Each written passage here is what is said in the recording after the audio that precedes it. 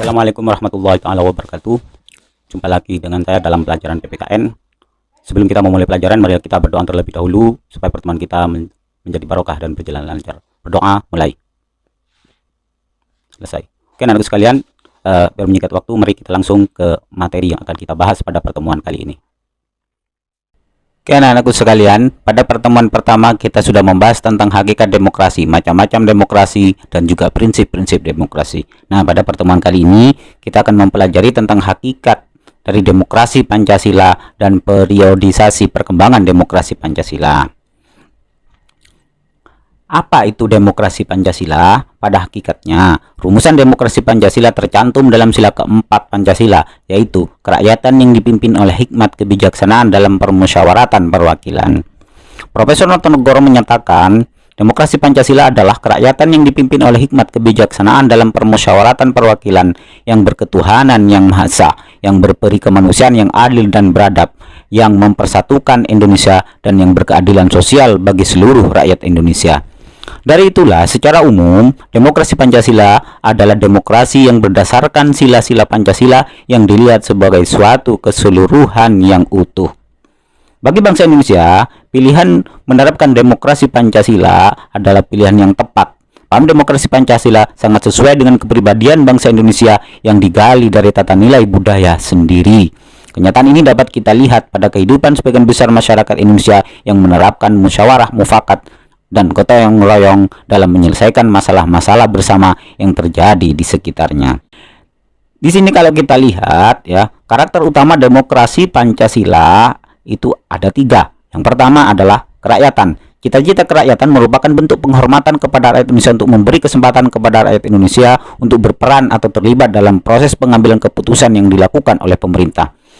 Yang kedua adalah permusyawaratan. Cita-cita permusyawaratan memancarkan keinginan untuk mewujudkan suatu negara yang dapat mengatasi paham perseorangan atau golongan. Yang ketiga adalah hikmat kebijaksanaan. Cita-cita hikmat kebijaksanaan merupakan keinginan bangsa Indonesia bahwa demokrasi yang diterapkan di Indonesia merupakan demokrasi yang didasarkan pada nilai-nilai ketuhanan, perikemanusiaan, persatuan, permusyawaratan, dan keadilan.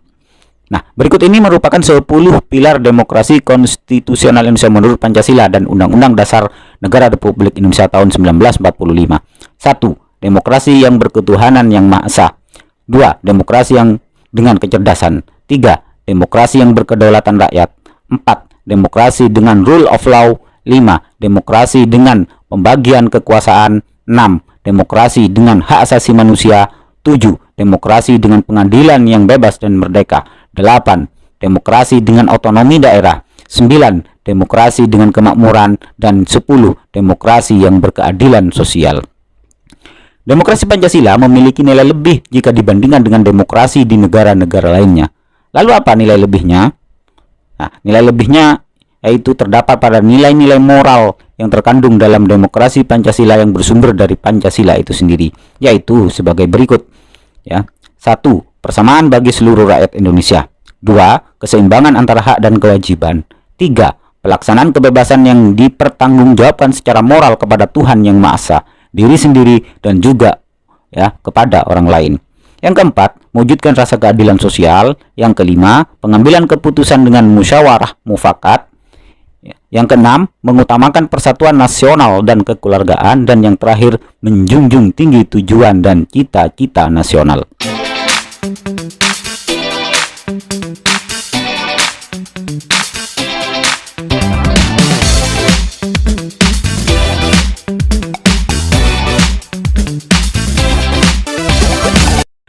Dalam perjalanan sejarah ketatanegaraan kita, secara normatif Indonesia adalah negara yang demokratis. Hal ini dapat kita lihat dalam semua ketentuan-ketentuan yang terdapat di dalam konstitusi yang pernah berlaku di Indonesia, yaitu sebagai berikut.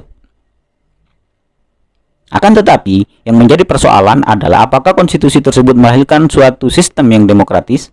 Nah, untuk melihat apakah suatu sistem pemerintahan adalah sistem yang demokratis atau tidak dapat dilihat dari indikator-indikator yang dirumuskan oleh Afan Ghaffar berikut. Yang pertama adalah akuntabilitas.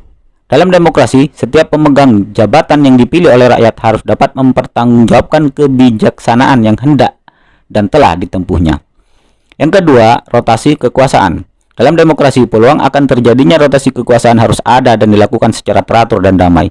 Jadi, tidak ada satu orang yang selalu memegang jabatan, sementara peluang orang lain tertutup sama sekali. 3. Rekrutmen politik yang terbuka. Artinya, setiap orang yang memenuhi syarat untuk mengisi suatu jabatan politik yang dipilih rakyat mempunyai peluang yang sama dalam melakukan kompetisi untuk mengisi jabatan politik tersebut. Yang keempat, pemilihan umum. Dalam suatu negara demokrasi, pemilu dilaksanakan secara teratur. Pemilu merupakan sarana untuk melaksanakan rotasi kekuasaan dan rekrutmen politik. Yang kelima, pemenuhan hak-hak dasar. Dalam suatu negara yang demokratis, setiap warga negara dapat menikmati hak-hak dasar mereka secara bebas, ya, termasuk di dalamnya hak untuk menyatakan pendapat, hak untuk berkumpul dan berserikat, serta hak untuk menikmati pers yang bebas. Nah, apakah perjalanan demokrasi di Indonesia memenuhi indikator-indikator di atas? Mari kita lihat satu persatu. Pada masa pemerintahan revolusi kemerdekaan, pelaksanaan demokrasi baru terbatas pada berfungsinya pers yang mendukung revolusi kemerdekaan. Adapun elemen-elemen demokrasi yang lain belum sepenuhnya terwujud karena situasi dan kondisi yang tidak memungkinkan. Hal ini dikarenakan pemerintah harus memusatkan seluruh energinya bersama-sama rakyat untuk mempertahankan kemerdekaan dan menjaga kedaulatan negara. Namun pada periode ini, ya, telah diletakkan hal-hal mendasar bagi perkembangan demokrasi di Indonesia untuk, ya, masa selanjutnya. Apa itu? Pertama, pemberian hak-hak politik secara menyeluruh. Para pembentuk negara sudah sejak semula mempunyai komitmen yang sangat besar terhadap demokrasi, sehingga begitu mereka menyatakan kemerdekaan dari pemerintah kolonial Belanda, semua warga negara yang sudah dianggap dewasa memiliki hak politik yang sama tanpa diskriminasi. Yang kedua, yaitu dibentuknya KNIP, ya, untuk menggantikan parlemen. Yang ketiga, keluarnya maklumat wakil presiden, ya, 3 November 1945. Dengan maklumat ini dimungkinkan terbentuknya sejumlah partai politik yang kemudian menjadi peletak dasar bagi sistem kepartaian di Indonesia. Pada masa demokrasi parlementer merupakan masa yang semua elemen demokrasinya dapat kita temukan perwujudannya dalam kehidupan politik Indonesia. Apa saja? Pertama, lembaga perwakilan rakyat atau parlemen memainkan peranan yang sangat tinggi dalam proses politik yang berjalan. Akuntabilitas, ya, pemegang jabatan dan politisi pada umumnya sangat tinggi. Kehidupan kepartaian boleh dikatakan memperoleh peluang yang sebesar-besarnya untuk berkembang secara maksimal. Dalam periode ini Indonesia menganut sistem multipartai. Keempat, sekalipun pemilihan umum hanya dilaksanakan satu kali, yaitu pada tahun 55, tetapi pemilihan umum tersebut benar-benar dilaksanakan dengan prinsip demokrasi. Kompetisi antar partai politik berjalan sangat intensif dan fair. Kelima, masyarakat pada umumnya dapat merasakan bahwa hak-hak dasar mereka tidak dikurangi sama sekali. Ya, hak untuk berserikat, berkumpul dapat diwujudkan dengan jelas. Dan yang keenam, dalam masa pemerintahan parlementer, daerah-daerah memperoleh otonomi yang cukup, bahkan otonomi yang seluas-luasnya dengan asas desentralisasi. Demokrasi ini dimulai sejak Presiden Soekarno menerbitkan suatu dekret pada tanggal 5 Juli, ya, 1959, yang kemudian dikenal dengan dekret Presiden 5 Juli, yang salah satu isinya adalah Presiden menyatakan pembubaran Dewan Konstituante dan kembali kepada Undang-Undang Dasar. Dekret ini mengakhiri era demokrasi parlementer yang kemudian membawa dampak yang sangat besar dalam kehidupan politik nasional. Era baru demokrasi dan pemerintahan Indonesia mulai masuk, ya, pada konsep demokrasi terpimpin. Adapun karakteristik utama dari perpolitikan pada era demokrasi terpimpin ini adalah sebagai berikut. Pertama, mengaburnya sistem kepartaian. Kehadiran partai politik, ya, merupakan elemen penopang dari tarik ulur kekuatan antara lembaga kepresidenan Angkatan Darat dan Partai Komunis Indonesia. Kedua, DPR GR atau Dewan Perwakilan Rakyat gotong royong tidak lebih hanya merupakan instrumen politik lembaga kepresidenan. Proses rekrutmen politik untuk lembaga ini pun ditentukan oleh presiden. Ketiga, hak-hak dasar menjadi sangat lemah. Kritik dan saran dari lawan-lawan politik presiden tidak banyak diberikan. Mereka tidak mempunyai keberanian untuk menentangnya. Keempat, masa demokrasi terpimpin membuat kebebasan pers berkurang. Sejumlah surat kabar dilarang terbitnya seperti Harian Abadi dan Harian Pedoman. Yang kelima, sentralisasi kekuasaan semakin dominan dalam proses hubungan antara pemerintah pusat dan daerah. Nah, dari kelima karakter di atas dapat kita simpulkan bahwa pada era demokrasi terpimpin terdapat penyimpangan-penyimpangan terhadap demokrasi. Ya. Pada era Orde Baru ini ditandai ya dengan turunnya Presiden Soekarno dan naiknya ya Jenderal Soeharto menjadi Presiden Republik Indonesia. Era yang kemudian dikenal sebagai era Orde Baru dengan konsep demokrasi Pancasilanya ini. Ya, visi misi utama pemerintah Orde Baru ini adalah melaksanakan Pancasila dan Undang-Undang Dasar 1945 secara murni dan konsekuen. Ya, banyak harapan digantungkan pada pemerintahan ini. Namun harapan rakyat tersebut tidak sepenuhnya terwujud karena sebenarnya tidak ada perubahan yang substantif dari kehidupan politik Indonesia. Ya. Kalau dilihat berdasarkan pada indikator demokrasi yang telah dikemukakan sebelumnya, karakteristik demokrasi Pancasila pada masa Orde Baru adalah sebagai berikut. Pertama, rotasi kekuasaan eksekutif boleh dikatakan sangat kecil terjadi, kecuali pada jajaran yang lebih rendah seperti gubernur, bupati, wali kota, camat, dan kepala desa. Kalaupun ada perubahan, selama pemerintahan Orde Baru hanya terjadi pada jabatan wakil presiden, sementara pemerintahan secara esensial masih tetap sama. Kedua, rekrutmen politik masih bersifat tertutup. Ya.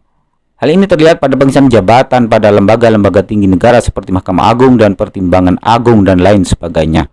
Anggota DPR sejumlah 100 orang dipilih melalui proses pengangkatan dengan surat keputusan presiden. Sementara itu dalam kaitannya dengan rekrutmen politik lokal seperti gubernur dan bupati atau wali kota, masyarakat di daerah tidak mempunyai peluang untuk ikut menentukan pemimpin mereka. Kata akhir tentang siapa yang akan menjabat diputuskan oleh presiden. Jelas hal ini bertentangan dengan nilai-nilai atau semangat demokrasi. Ketiga, tentang pemilihan umum. Pada masa pemerintahan Orde Baru, pemilihan umum telah dilaksanakan sebanyak 6 kali ya, secara teratur. Akan tetapi kalau kita amati kualitas pelaksanaan pemilihan umum tersebut masih jauh dari semangat demokrasi. Pemilihan umum tidak melahirkan persaingan yang sehat. Yang keempat, pelaksanaan hak-hak dasar warga negara tidak berjalan. Selama pemerintah Orde Baru, sejarah pengangkatan pers kembali terjadi seperti yang dialami oleh majalah Tempo, Detik, dan editor yang dicabut surat izin penerbitannya ya atau dibredel karena mengeluarkan laporan investigasi tentang berbagai masalah penyelewengan yang dilakukan oleh pejabat-pejabat negara. Ya. Kebebasan berpendapat menjadi barang langkah dan mewah. Ya. Pemberlakuan undang-undang subversif membuat posisi pemerintah semakin kuat dan tidak terkontrol ya atau tidak ada kontrol dari rakyat.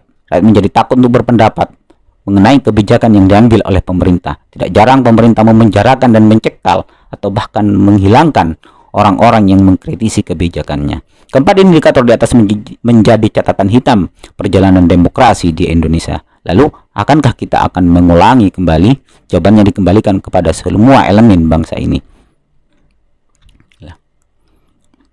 Demokrasi yang diterapkan negara kita pada era reformasi adalah demokrasi Pancasila. Tentu saja dengan karakteristik yang berbeda dengan Orde Baru dan sedikit mirip dengan demokrasi parlementer tahun 50 sampai 59. Apa saja itu? Pertama, pemilu yang dilaksanakan jauh lebih demokratis dari yang sebelumnya. Sistem pemilu yang terus berkembang memberikan jalan bagi rakyat untuk menggunakan hak politiknya dalam pemilu.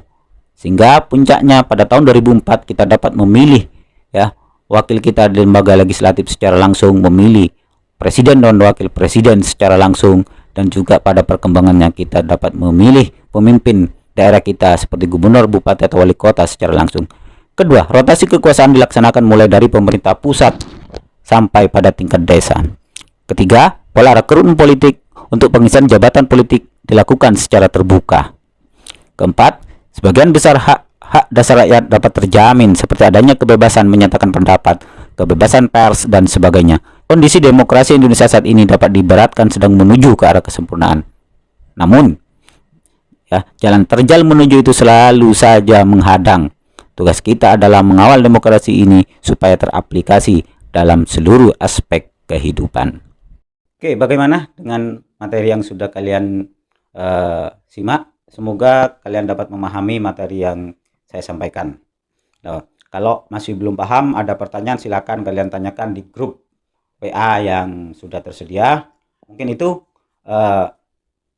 apa yang dapat saya sampaikan kepada pertemuan kali ini. Kurang lebihnya mohon maaf. Assalamualaikum warahmatullahi wabarakatuh.